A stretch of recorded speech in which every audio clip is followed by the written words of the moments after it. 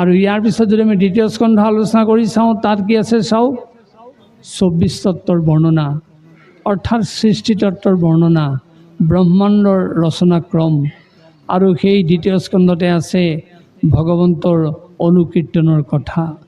এই সৃষ্টি তত্ত্বৰ কথা ক'বলৈ গৈ ভাগৱতৰ 10 লক্ষণৰ কথা এইদৰে কোৱা হৈছে: সৰ্গ, বিসৰ্গ, স্থান, উটি, মনন্তৰ, পোষণ, ঈশানু কথা, নিৰোধ, আশ্ৰয়, মুক্তি। এই 10টাতেই গোটেই সৃষ্টিৰ ৰহস্য সোমাই আছে, যাৰ যোগেদি আমি এইদৰে থকাটো সম্ভৱ হৈছে। আৰু যিমান স্থাৱৰ জংগম প্ৰাণীৰ সৃষ্টি হৈছে, এই 10 লক্ষণৰ আধাৰ নোহোৱাকৈ সৃষ্টি হ'ব নোৱাৰে। সেয়ে আমাক দ্বিতীয় স্কন্ধই আমাৰ জন্মৰ ৰহস্যৰ কথা বিৱৰি কৈছে। তাৰপিছত যদি আমি তৃতীয় স্কন্ধ আলোচনা কৰি চাওঁ, তাত মূলতঃ কি আছে চাওক, তৃতীয় স্কন্ধত আছে বিদুৰ উদ্ধৱ সংবাদৰ কথা আৰু মৈত্ৰ বিদুৰ উদ্ধৱ সংবাদৰ কথা। তাৰ লগে লগে কোৱা হৈছে বৰাহ অৱতাৰৰ কথা। তাৰ লগে লগে কোৱা হৈছে মনুষ্যৰ উৎপত্তিৰ কথা, দৈত্যৰ উৎপত্তিৰ কথা, দেৱতাৰ উৎপত্তিৰ কথা, তিৰ্যক পশু পক্ষীৰ উৎপত্তিৰ কথা, মানুহৰ আদি জীৱনৰ কথা সেই তৃতীয় স্কন্ধত কৈছে। যেতিয়া ব্ৰহ্মাৰ এটা অংশৰ পৰা সতৰ পৰা সৃষ্টি হ'ল, আনটো অংশৰ পৰা মনুৰ সৃষ্টি হ'ল, এই দুই পুৰুষ স্ত্ৰীৰ যোগেদি মানুহৰ আদি জীৱনৰ পৰিচয় আৰম্ভ হৈছে।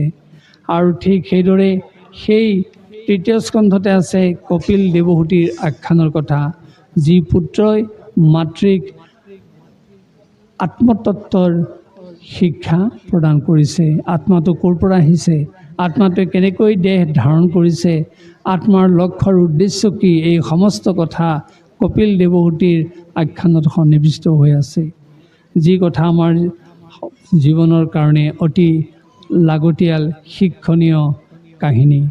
তাৰপিছত যদি আমি চতুৰ্থ স্কন্ধ চাওঁ, তাত মূলতঃ কি আছে চাওক, দক্ষ যজ্ঞৰ কথা। সেই চতুৰ্থ স্কন্ধত আছে ধ্ৰুৱ চৰিত্ৰৰ কথা। সেই চতুৰ্থ স্কন্ধত আছে বেন ৰজাৰ আখ্যানৰ কথা। সেই চতুৰ্থ স্কন্ধত আছে পৃথুৰ আখ্যানৰ কথা। সেই চতুৰ্থ স্কন্ধত আছে পুৰঞ্জনৰ আখ্যানৰ কথা।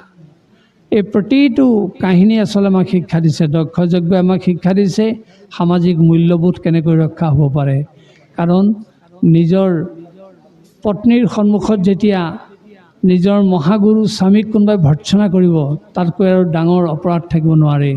সেই সতীৰ সন্মুখত নিজৰ স্বামীক ভৰ্ৎসনা কৰাৰ কাৰণে তাৰ প্ৰতিবাদ সাব্যস্ত কৰিবলৈ সতীয়ে যি দেহত্যাগ কৰিছিলে, তাতেই আমাক সেই শিক্ষা দিছে যে সামাজিক মূল্যবোধ ৰক্ষাৰ কাৰণে আমি সেইদৰে সচেষ্ট হ'ব লাগে। আৰু সেই ধ্ৰুৱৰ কাহিনী আমাক সেই কথা শিক্ষা দিছে যে মানুহে টকা পইচা ঐশ্বৰ্য সম্পদ বিচাৰিব পাৰে, কিন্তু ভগৱন্তৰ চৰণত তেওঁ মনোনিৱেশ কৰিলেহে, ভগৱন্তক তপস্যা কৰিলেহে ধন টকা পইচা ঐশ্বৰ্য সম্পদ লাভ কৰিব পাৰে। তাৰ উদাহৰণ ধ্ৰুৱ।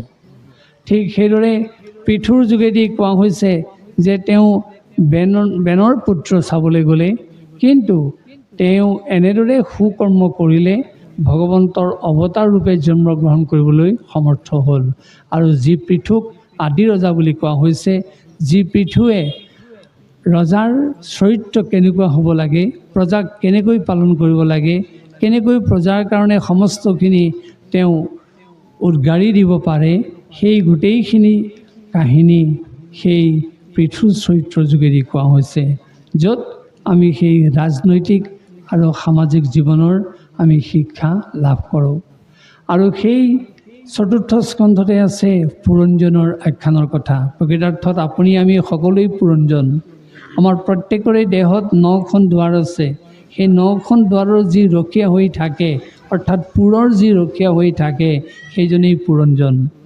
তাৰপিছত আমি যদি পঞ্চম স্কন্ধ আলোচনা কৰি চাওঁ, তাত মূলতঃ পাম প্ৰকৃতিৰ বৰ্ণনা কথা, নদীৰ কথা, পাহাৰৰ কথা, দ্বীপ বদ্বীপৰ কথা, বিভিন্ন তাত সেই প্ৰকৃতিৰ বৰ্ণনা আছে। আৰু সেই পঞ্চম স্কন্ধতে আছে প্ৰিয়ব্ৰতৰ আখ্যানৰ কথা, ভৰতৰ আখ্যানৰ কথা, নাভিৰ আখ্যানৰ কথা, সেই সমস্ত আখ্যানে আমাক জীৱন তত্ত্বৰ শিক্ষা প্ৰদান কৰিছে। তাৰপিছত যদি আমি ষষ্ঠ স্কন্ধ আলোচনা কৰি চাওঁ, তাত মূলতঃ কি আছে চাওক, অজামিল উপাখ্যানৰ কথা। আৰু সেই ষষ্ঠ স্কন্ধত আছে বৃত্তাসুৰৰ জন্ম আৰু বৃত্তাসুৰৰ বধৰ কথা। আৰু সেই ষষ্ঠ স্কন্ধত আছে চিত্ৰকেতুৰ আখ্যানৰ কথা। অজামিল আখ্যানে আমাক কেনেকৈ মূল শিক্ষা দিছে আপোনালোকে জানে, হৰে নামৈব নামৈব মম জীৱনম কলৌ নাস্তিব্য নাস্তিব্য গতিৰন্যথা। বিশেষকৈ কলিযুগত মানুহক ধন টকা ঐশ্বৰ্য সম্পদে গতি দিব নোৱাৰে, মানুহক কেৱল গতি দিব পাৰে হৰিনামে।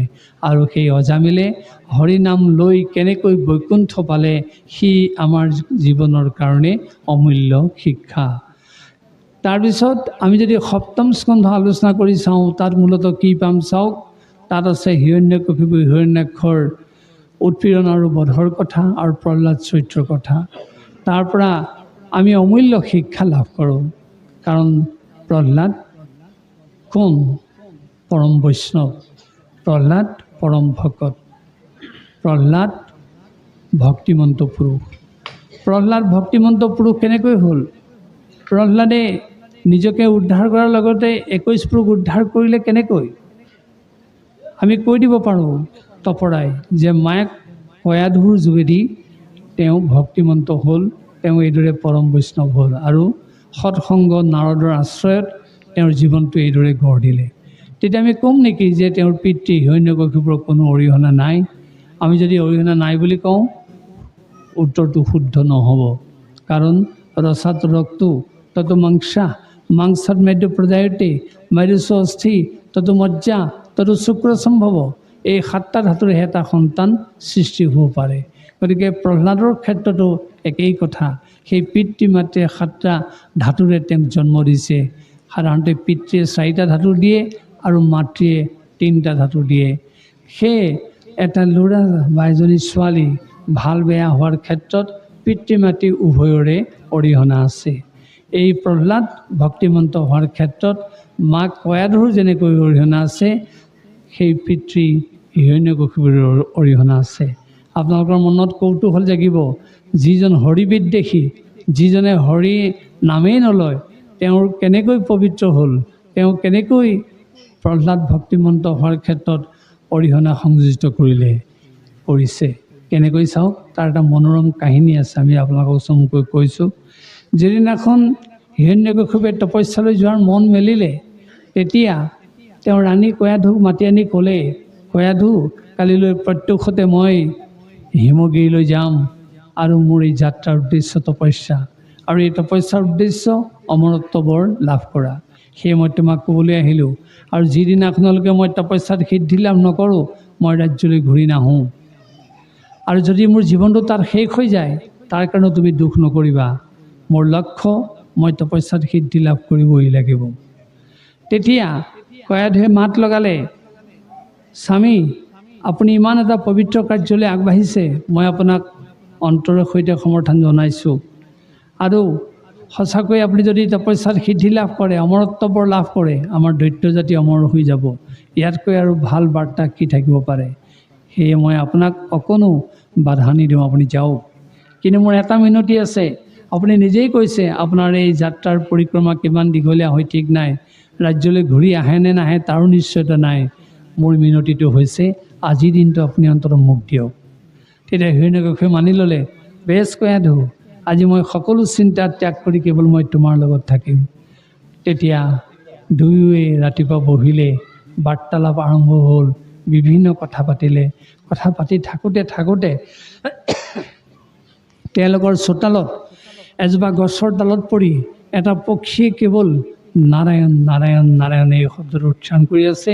তেওঁলোকে দুয়োৱে শুনিলে। তথাপি কথা পাতি আছে। দিন ভাগিলে, সন্ধিয়া লাগিলে, আকৌ সন্ধিয়া ভাগিলে। লগে লগে তেওঁলোক দুয়ো বহিলে। তেতিয়া কয়াধুৱে মাত লগালে, স্বামী, আপুনি মোক এটা কথা ক'ব লাগে। আমি আজি কথা পাতি থাকোঁতে আমাৰ গছৰ ডালত পৰি এটা পক্ষীয়ে কেৱল এটা শব্দ উচ্চাৰণ কৰি আছিলে। মই যেনেকৈ শুনিছোঁ, মোৰ বিশ্বাস আপুনিও সেই শব্দটো শুনিছে, হয়নে কথাটো? তেতিয়া হিৰণ্যকশিপুৱে লাহেকৈ উত্তৰ দিলে, হয় কয়াধু, তুমি যেনেকৈ শুনিছা শব্দটো ময়ো শুনিছোঁ। তেতিয়া কয়াধুৱে আকৌ মাত লগালে, স্বামী তেতিয়া হ'লে আপুনি মোক এই কথা ক'ব লাগে, চৰাইটোৱে কি বুলি শব্দটো উচ্চাৰণ কৰিছিলে? তেতিয়া হিৰণ্যকশিপুৱে মিচিকে হাঁহি মাৰি ক'লে, কয়াধু, নাৰায়ণ বুলি কৈছিলে। প্ৰণিপাতেন পৰিপ্ৰশ্নেন সেৱয়া, প্ৰণিপাত কৰি কৰি বিনয়ী ভাৱেৰে অপৰ্যপুৰি কয়াধুৱে একে প্ৰশ্ন কৰিলে সেই হিৰণ্যকশিপুৰ সন্মুখত, স্বামী, চৰাইটোৱে কি বুলি কৈছিলে? তেতিয়া পুনৰ হিৰণ্যকশিপুৱে উত্তৰ দিলে, নাৰায়ণ বুলি কৈছিলে। এইদৰে গোটেই ৰাতি হিৰণ্যকশিপুৰ মুখৰ পৰা নাৰায়ণ নাৰায়ণ এই শব্দ উচ্চাৰণ কৰাই কয়াধুৱে তেওঁৰ গৰ্ভত প্ৰহ্লাদৰ বীজ ৰোপণ কৰিলে, যাৰ কাৰণে প্ৰহ্লাদ ভক্তিমন্ত হোৱাৰ ক্ষেত্ৰত আওপকীয়াকৈ হ'লেও হিৰণ্যকশিপুৰৰ পবিত্ৰ অৰিহণা সংযোজিত হ'ল। সেই কাহিনী আমাক এইটোকে শিক্ষা দিছে যে এটা মনুষ্য সন্তান যেতিয়া জন্ম দিব, পিতৃ মাতৃ অৰ্থাৎ স্বামী স্ত্ৰী উভয়ে সাৱধান হ'ব লাগিব। কিবা কাৰণত যদি স্বামী অবাতে গৈছে, সেই ধৰ্মপত্নীগৰাকীয়ে কয়াধুৰ দৰে স্বামীক সোঁবাতে ঘূৰাই আনিব লাগিব আৰু ক'বই লাগিব যে আমি যি দেৱ শিশু জন্ম দিম, এয়া সাধাৰণ পুত্তলিকা ক্ৰীড়াৰ দৰে কাৰ্য নহয়, এয়া পশুবধ আচৰণৰ দৰে কাৰ্য নহয়। আমি অতি সন্তৰ্পণেৰে সাত্বিক ভাৱেৰে আধ্যাত্মিক চিন্তাৰে মুখত সেই ব্ৰহ্ম শব্দ উচ্চাৰণ কৰিহে সন্তান জন্ম দিব লাগিব। এনেকৈ যদি ধৰ্মপত্নীগৰাকী সঁচাকৈ সজাগ হয়, সতৰ্ক হয়, অবাতে যোৱা স্বামীজনো ঘূৰি আহিব আৰু তেওঁলোকৰ যুগ্ম জীৱনৰ ফলত তেনেকৈ এটা জ্ঞানৱন্ত সন্তানৰ সৃষ্টি হ'ব। আৰু সেই সন্তান সৃষ্টি হোৱাৰ পিছত আপোনাৰ ঘৰখনত কেতিয়াও তেওঁ আহুকাল সৃষ্টি কৰিব নোৱাৰে। তাকে নকৰি যদি পশুবধ আচৰণৰে কেৱল সন্তান জন্ম দিয়ে, আপোনাৰ ঘৰত অসুৰ জন্ম হ'বই, আপোনাৰ ঘৰত দৈত্য জন্ম হ'বই আৰু সি আপোনাক উপদ্ৰৱ কৰিবই। এতিয়া আজি আমি ল'ৰা ছোৱালীক আমি কওঁ যে ল'ৰা ছোৱালী যুৱ উচ্ছৃংখল হৈছে, ল'ৰা ছোৱালীক দুখিলে নহ'ব। পিতৃ মাতৃয়ে কি আচৰণ কৰি সন্তান জন্ম দিছিলে, যদি প্ৰকৃতাৰ্থত শুদ্ধ সত্যভাৱে সন্তান জন্ম দিছে, সেই যুৱক যুৱতী কেতিয়াও উচ্ছৃংখল হ'ব নোৱাৰে। সেয়ে আমাক এই প্ৰহ্লাদৰ কাহিনীয়ে সেই শিক্ষা দিছে। আমি এটা উচিত জ্ঞানৱন্ত সন্তান জন্ম দিবৰ কাৰণে, ভক্তিবন্ত সন্তান জন্ম দিবৰ কাৰণে আমি তেনে সাৱধানতা জন্মৰ প্ৰাকক্ষণৰ পৰা ল'ব লাগিব। ঠিক সেইদৰে অষ্টম স্কন্ধ যদি আমি আলোচনা কৰি চাওঁ, তাত মূলতঃ পাম সমুদ্ৰ মন্থনৰ কথা, গ্ৰাহ গজেন্দ্ৰৰ কথা, বলি চলনৰ কথা। প্ৰকৃতাৰ্থত আমাৰ সকলোৰে অন্তৰত মাজত সমুদ্ৰ মন্থন চলি আছে, কাৰণ দেৱদৈত্যহে বাসুকী ৰজ্জুক আশ্ৰয় কৰি মন্থন কৰিছিলে সেই ক্ষীৰসাগৰত। আমাৰো দৈত্য আৰু দেৱতাৰ স্বভাৱ আছে মানুহৰ অন্তৰৰ মাজত। সেই দুটাৰ যিটো মিশ্ৰণ, তাৰ যোগেদি যিটো কাৰ্য চলি থাকে, তাকে আমি মন্থন বুলি কৈছোঁ। সেইটোৱে সমুদ্ৰ মন্থন স্বৰূপ।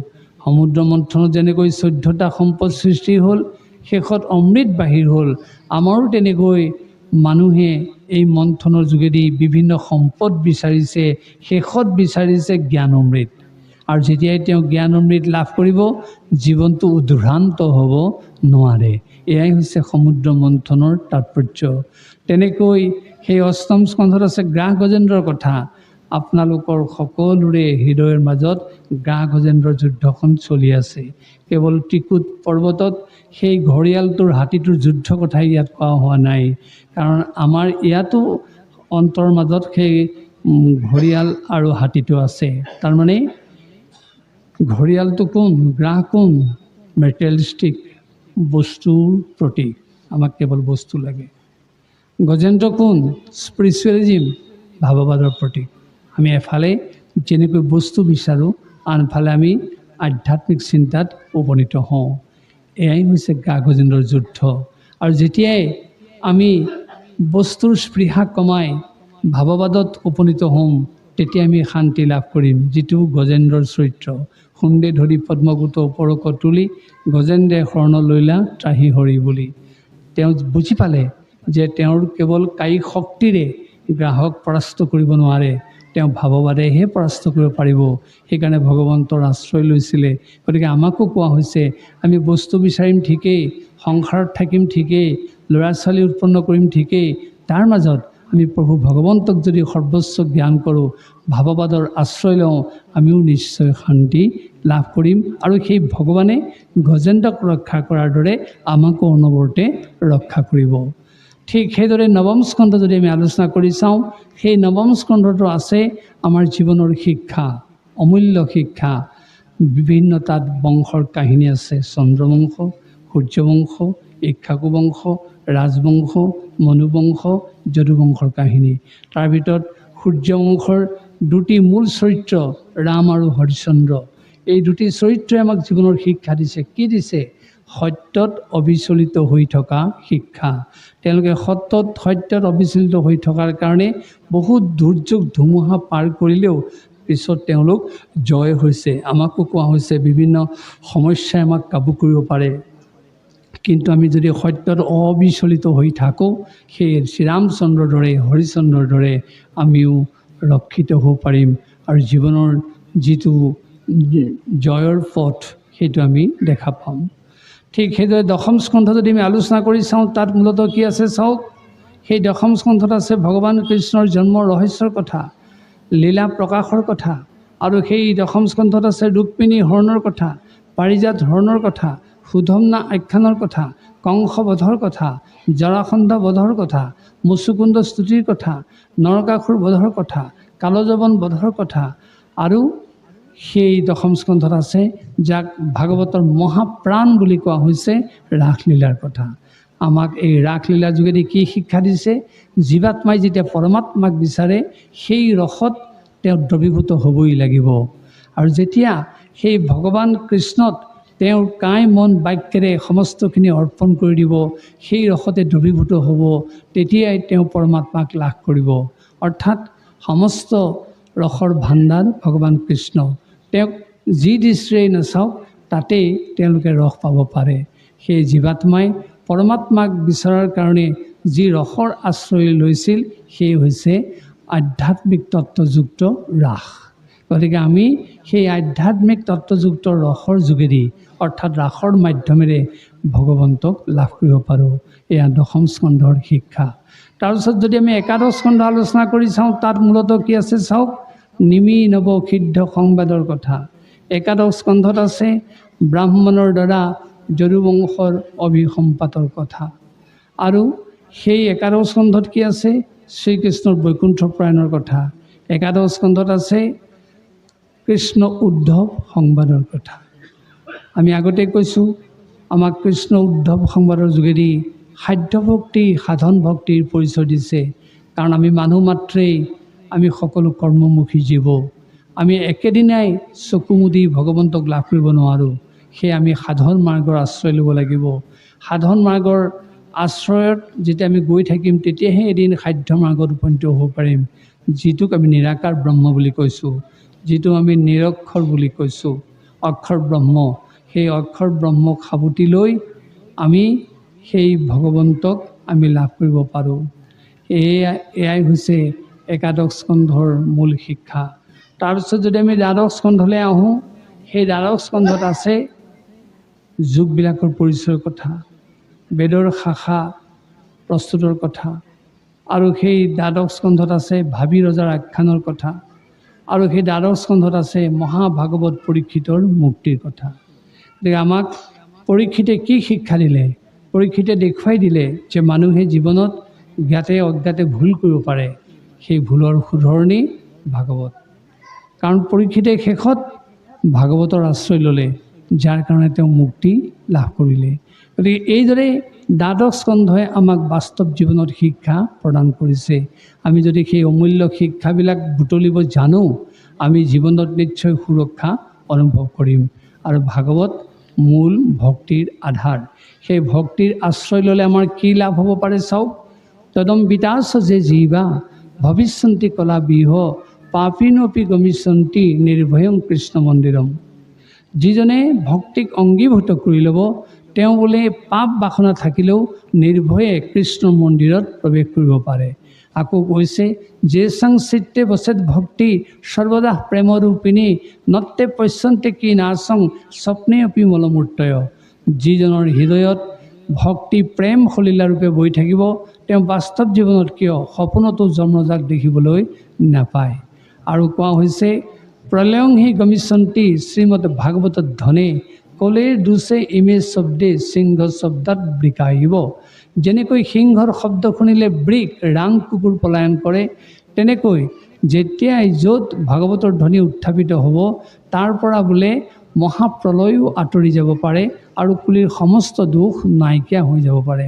আকৌ কোৱা হৈছে বিদ্যতে হৃদয়ং গ্ৰন্থি চিন্দন্তে সৰ্বসংশয় ক্ষীয়ন্তে শৈশ্য কৰ্মাণি সপ্তাহ শ্ৰৱণে কীতে।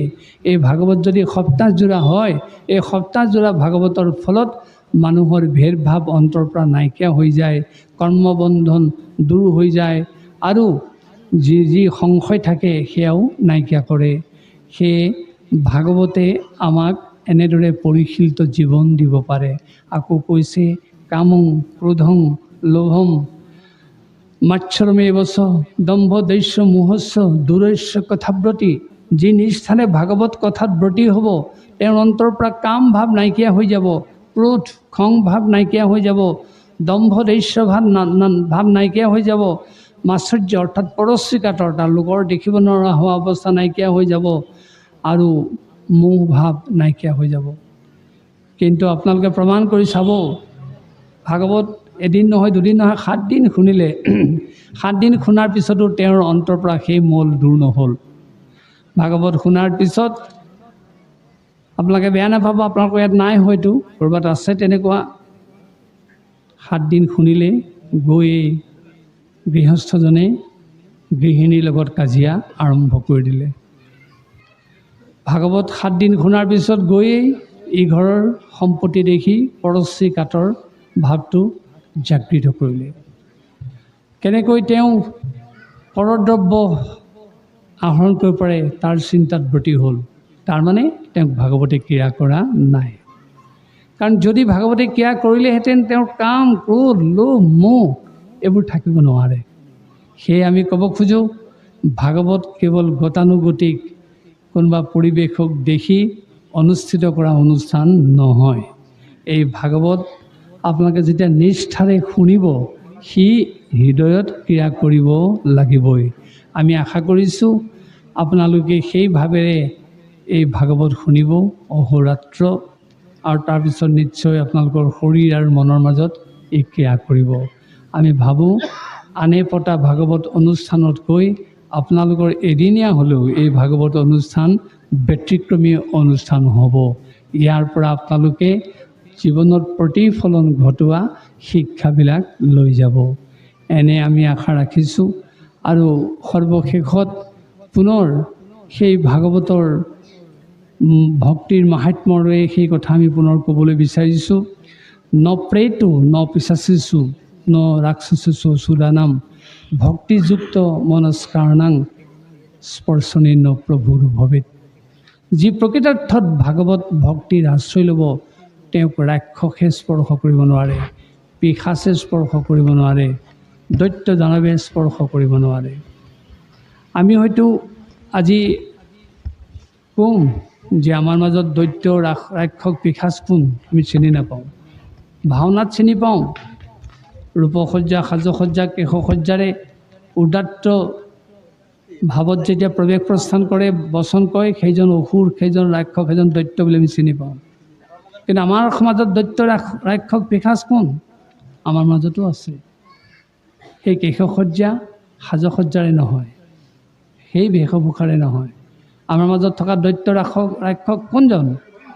যিজনে 84 লক্ষ জীৱন পাৰ কৰাৰ পিছত পিতৃ মাতৃৰ পৰা নিজৰ দেহটো পোৱাৰ পিছত সেই পিতৃ মাতৃক ক'ৰবাত অনাথ স্থানত এৰি থৈ আহিছে, ক'ৰবাত দুৰ্গতি জীৱনৰ কাৰণে এৰি থৈ আহিছে, আৰু কোনোবাই নিজৰ মাতৃ সমান নাৰীক অশালীন ব্যৱহাৰ কৰি নিজৰ পশুবৎ চিন্তাৰে সম্ভোগ কৰি খালত পেলাই থৈ আহিছে, আৰু কোনোবাই আনৰ অন্যায় কৰি কেৱল নিজে সুখে থকাৰ বাসনা পুহি ৰাখিছে।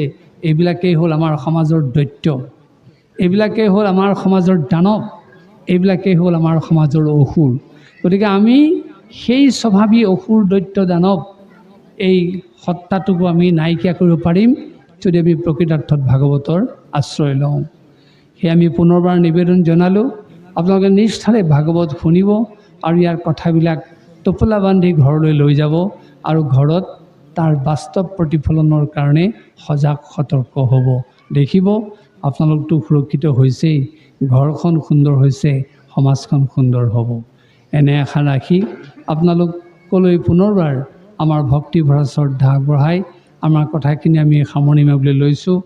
আৰু আমি শেষত ভাগৱতৰ সেই অমৃতময় শ্লোকটিৰে ভাগৱতৰ শুভাৰম্ভ কৰিবলৈ লৈছোঁ। জন্মাদ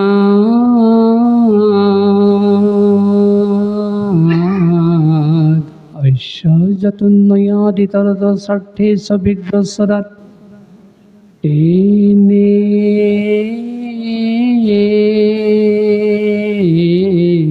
ব্ৰহ্মহিৰাজ আদি কবয়ে মুজ্জন্তি যৎসুৰয়।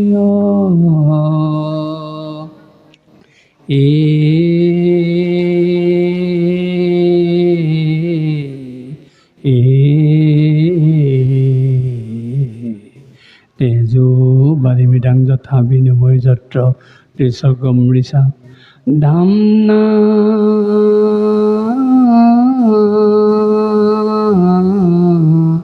সেন সদা নিৰস্ত কুহকং সত্যং পৰং ধীমহি।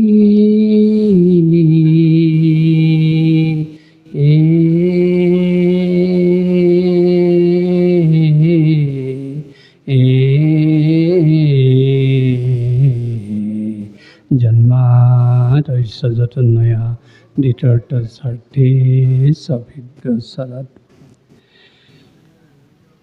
এই শ্লোকটিৰে আপোনালোকৰ এই অহোৰাত্ৰ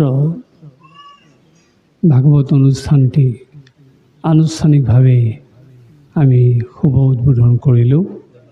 ওম নমো ভগৱতে বাসুদেৱায়।